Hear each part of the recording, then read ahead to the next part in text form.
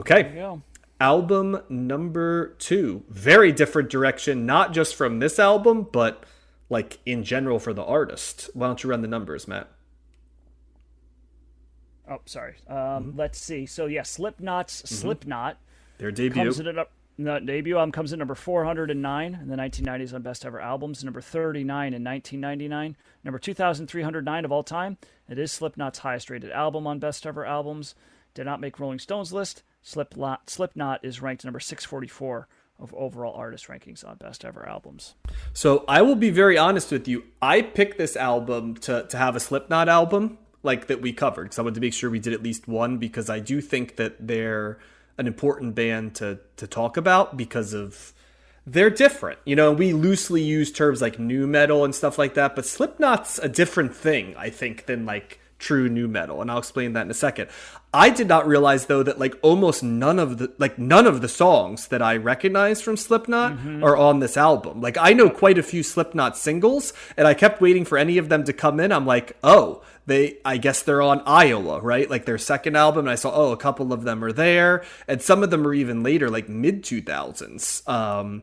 Like All Hope Is Gone and the Subliminal Verses and stuff. So throughout the Iowa, Subliminal Verses, and All Hope Is Gone, there's a lot of songs I recognize on those three. This one, I think what stood out was the fact that there isn't like any of the songs I'm familiar with. It definitely feels like a first album, because I think later versions of Slipknot don't sound quite as samey with all the tracks, and they really get that like intensity thrash metal with melodic elements. They really get that like down to a science, I think, in future albums. Here you're seeing bits and pieces of it, but it's not fully formed, I'd say, yet, right? It's like it's a lot more aggro and a lot less nuanced, I'd say, at points. And Slipknot's never like truly nuanced, but I think one of the things that stands out when I show people Slipknot, because I like Slipknot, is the fact people are always surprised on some of their songs. They're like, oh, that's a lot more melodic and like likable than this, and they kind of get the vibe of what they're going for.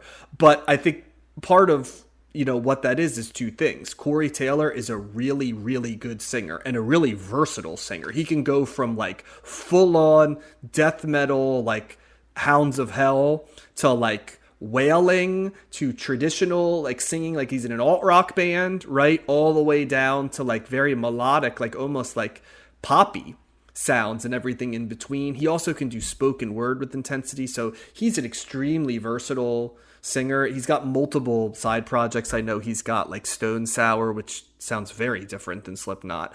And of course, the other thing on this that I love about Slipknot is, and the best part of Slipknot in my opinion, is the variety and the intensity of the percussion, which is what I love about Slipknot. And even if there's a Slipknot track that you don't love, like just that, like the drumming is both assaultive and hypnotic at the same time. And that's because there's multiple percussionists. There's also different styles of percussion that's being played. I don't know, Matt, how much you're familiar with like their videos and stuff, but you'd watch these videos, they'd all be famously in like the masks and stuff. But one guy would be like banging garbage cans. One guy would be playing traditional drums. There'd be like timpanis and stuff. And, you'd have multiple percussions, and then their bass was played to be like a percussive instrument too. And then you throw in that from time to time, like turntables comes through, and their version of nu metal, it's hard to describe because it's got the drop D and certainly the guitar parts, which is my least favorite part of this album because it does get a little samey. It does fall into that like drop D tuning, aggressive, nu metal sounding guitar. But I think once you take that away, Corey Taylor as a vocalist is just so much stronger, in my opinion, than people like Fred Durst or, Jonathan Davis or stuff. Nothing against them, but like Corey Taylor's like a legit frontman, right? Like singer. And then the percussion is just, it's kind of almost like how in Limp Bizkit, like Wes Borland does the nu metal guitar better than everybody, and there's just an element to him that even if you don't like it, right, like he does interesting things with that fragment. That's how I feel about the percussion in Slipknot. So there'd be more Slipknot I like better than this, and my takeaway is after a while it does it does kind of stay in the same lane a lot of the time, and as a result, I would have liked more variety on this, but there was still a lot to like about this. And also, I can't stress enough, like when you heard this in 1999, it like hit my ears differently than a lot of the other stuff. I'm like, oh, this is like a genre of music that I don't normally like, but I like how these guys did it. And I think I was lucky that I heard them before I saw like the gimmick of the masks, because I might not have allowed myself to like fully go in if I was like, this is like a gimmick band with these like horror masks and stuff like that. But I actually heard them as a band before like I kind of knew what their gimmick was. And going to college in the Midwest, I cannot stress enough how much Slipknot was like the troubadours for like Midwestern white angst, right? Like they had a special connection that only maybe Tool shared with like Midwestern white youth during that time. So I was in the right place to like hear them a lot too. So I would say thumbs in the middle for this one for me, but it did make me want to cover future Slipknot albums, because I would just be curious to hear the long form version of How I Know They Grow from this. Yeah, this is not for me. Okay. I was thinking the same thing you were, John. I was like, oh, Psychosocial. I like that song. Like, where is that's that? way You know, later. like, That's way later. I didn't know. I had no idea what they're. I remember that like playing Rock Band with you, being like, oh, Slipknot. Oh God, like what's this? And then I was like, damn, there's a really good melody to that in the chorus there. You liked Before I Forget, if I remember correctly, too. Yeah, there was another. Was that the other song? I remember there was two. That's a little earlier. And so I found very little of that on here. That melody that you're talking about, it's not really here. No. Wait and Bleed might have been the closest that you get to that, and that's one of the few songs on this record where the Corey Taylor kind of deviates from that guttural scream and goes more into like a traditional kind of like, new metal, like, or alt rock vocal styling. And as soon as he did that, I was like, oh, it was like a breath of fresh air, you know? I've mentioned before on this podcast, I certainly have talked to other friends about it. I get many vocal styles I am fine with. There's lots of ones that are very off-putting to others I am fine with. There's a huge barrier for me in this screaming, guttural, kind of vibe that is pretty much prevalent throughout this entire record. It's just, it's exhausting.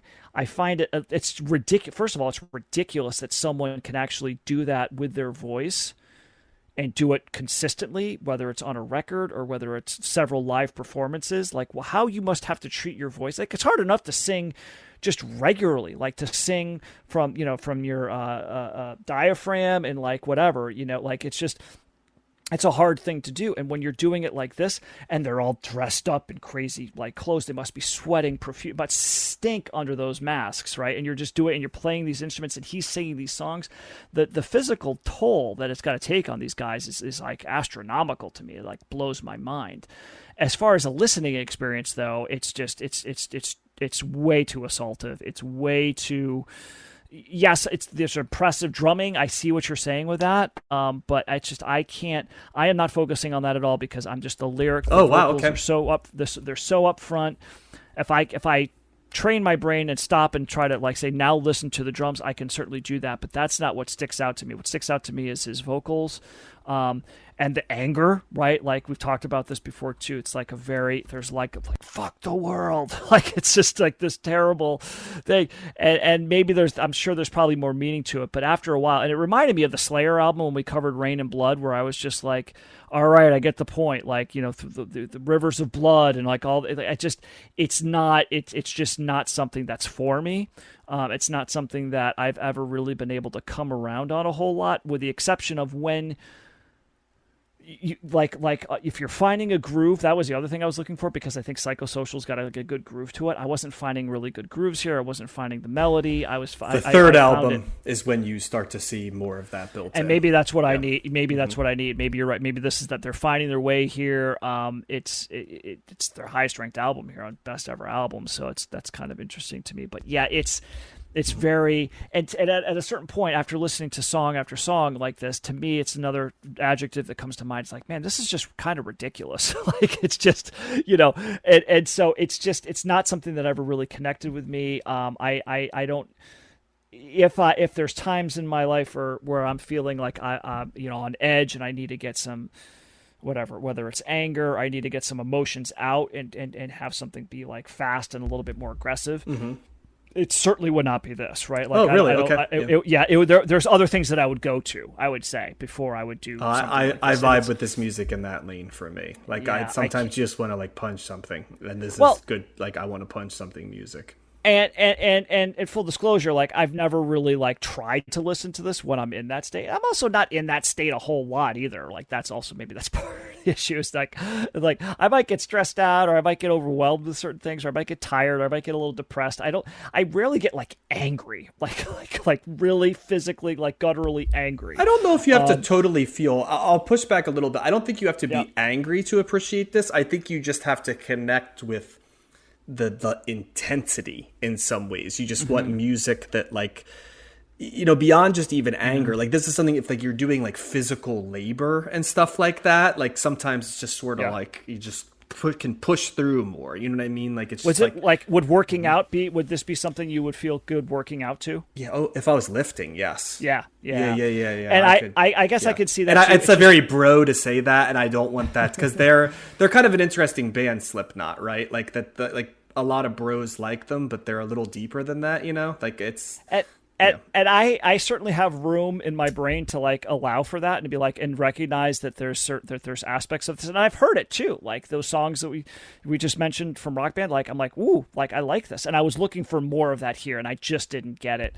I think Wait and Bleed was probably, like I said, maybe that was the closest that it got to that. But yeah, I need them to flesh out some of these ideas and get a little bit more of the melody in there. I need Corey Taylor to take it down a couple notches from the vocals, like not be like that all the time. And then maybe I could find songs here or there that I like, but generally speaking, this is a big barrier for me. It's just not something that my ears are tuned to. And I listened to this album twice, and I was just like, it got to the point where I was like, I don't want to get to know this better. You know what I mean? Like,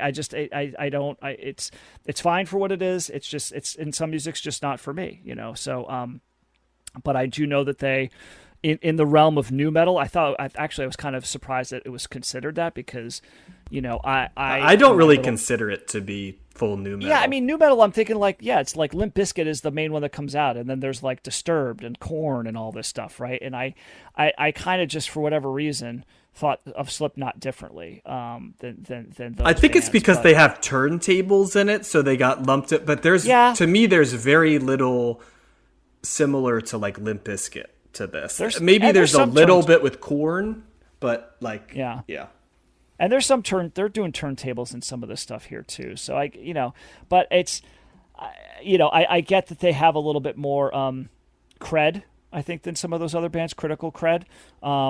Also, that's funny, right? Weren't they all? They were all numbers, right? I'm just looking at this; they're all assigned numbers, so like that's like part of their shtick as well. So yeah, it's a thumbs down for me. It's just I can't. I just, with some of this music, it's just not going to work for me. So and it didn't work this week. I get it. It's like this is not. You're a melody guy, right? And this is not an album built around the concept of melody. Like they visit melody later, and I feel to some degree Corey Taylor created Stone Sour to show like, look, I can write melodic songs too, and you almost wouldn't recognize it. But and maybe I'm sure I would like that a heck of a lot better. Yeah. This one, that's not its purpose, right? Like this feels to some degree like a therapy session for everybody in it, and I know that's a big piece of it, and that's okay. But I will say that even though his voice is thrash metal, like death metal, whatever you want to call that voice, like screaming, it isn't always mixed to the front. Like a song like Sick, the number 2 song, he's doing that, but it's pushed to the back, and the guitar is way more in the front. And that's one thing you notice about this. Depending on the song, sometimes the percussion is thrown up front, sometimes his voice is up front, and sometimes the guitar is up front. And depending on the song, I was able, the differentiation for me is what they decide to throw in the front, because my favorite songs of the album are when the drums are just right up front and they're just like hitting you over the head, like all the different drums, and like I was here for it. And those are the songs that really got my head moving and like my eyes opening a little bit, and I just kind of like. But I did notice at one point, it was funny. I laughed a little bit. There was a point where I was like listening to it, and I looked down and I noticed that like my left hand was curled into a fist, not because I wanted to punch something, but like it's like a natural reaction for me, right? Like a tensing sort of like anticipatory sound. And, you know, sometimes I need that in my life. Yeah. Not because I want to go out and do violence, but because sometimes I just need someone to meet me at the intensity in my life. And I'm glad music like this exists because, you know, it's just like, you know, when we talked about that Cure album, Pornography, that was a hard listen for you guys. I'm like, sometimes I need music that sounds this brutal because I need the music to meet me where I'm at. And it almost is like a chemical reaction where it actually neutralizes me a little bit. Whereas I feel like for other people, it's like additive where it gets them to a neutral, but the neutral is less positive than they want. And other people, it's additive and makes it worse, right? But for me, it's additive in that it dials maybe back some stuff. It's very cathartic. So while I did feel it was inconsistent and I can't have it higher than Thumbs in the Middle, I did enjoy it though. So yeah.